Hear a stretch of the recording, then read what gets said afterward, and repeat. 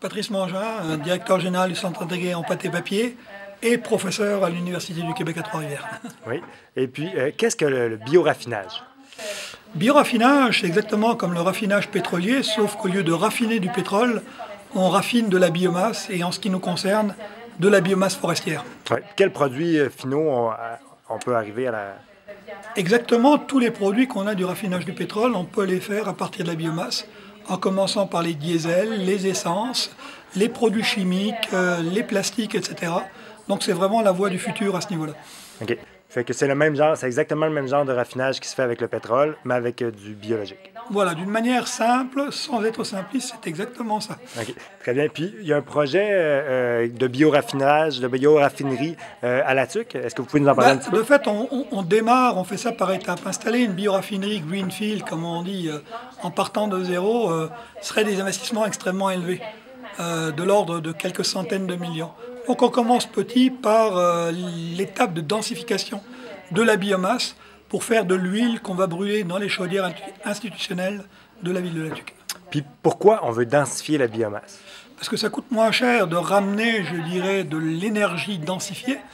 Okay? 1 litre d'énergie qui me donne, je dirais, quelques mégajoules, c'est plus intéressant que 100 litres qui me donnent le même nombre de mégajoules au niveau du transport. Donc il y a des économies là extrêmement intéressantes à faire.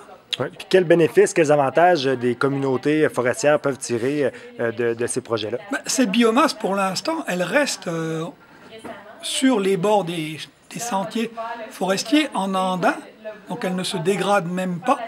Et on peut l'utiliser pour faire effectivement des huiles de chauffage qui vont déplacer les carburants fossiles qui, eux, sont achetés. Donc il y a un intérêt économique intéressant. Deuxièmement, il y a la création d'emplois. Même si dans une première étape, c'est peu d'emplois qui sont créés, on parle de 5 emplois. Si on arrivait à une véritable bioraffinerie, on parlerait de centaines d'emplois.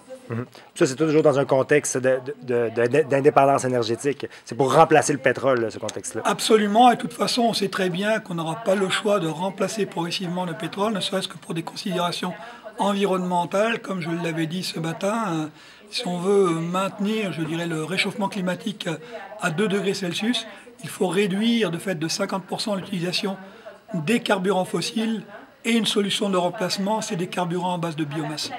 Puis finalement, est-ce que vous pensez que justement le rapport récent de Greenpeace vient ternir l'image de la biomasse ou il y a quand même un potentiel de le développer puis de bien expliquer comment on va l'utiliser tout en maintenant les capacités environnementales de nos forêts? Vous savez, Greenpeace, et c'est ce que je leur reproche un peu, ils visent uniquement le sensationnalisme. Donc, ils ont sorti un rapport qui appelle de biomasse à biomascarade en prenant simplement une partie des faits en oubliant les autres. Ils ont oublié, par exemple, tous les principes de cogénération. Ils ont aussi oublié le fait qu'utiliser la biomasse déplace les énergies fossiles. Donc, le bilan net pour la planète est positif. Et ça, je trouve ça criminel de leur part d'avoir écarté, je dirais, ce point extrêmement important de la discussion. Monsieur Mangin, je vous remercie beaucoup. Ça me fait plaisir.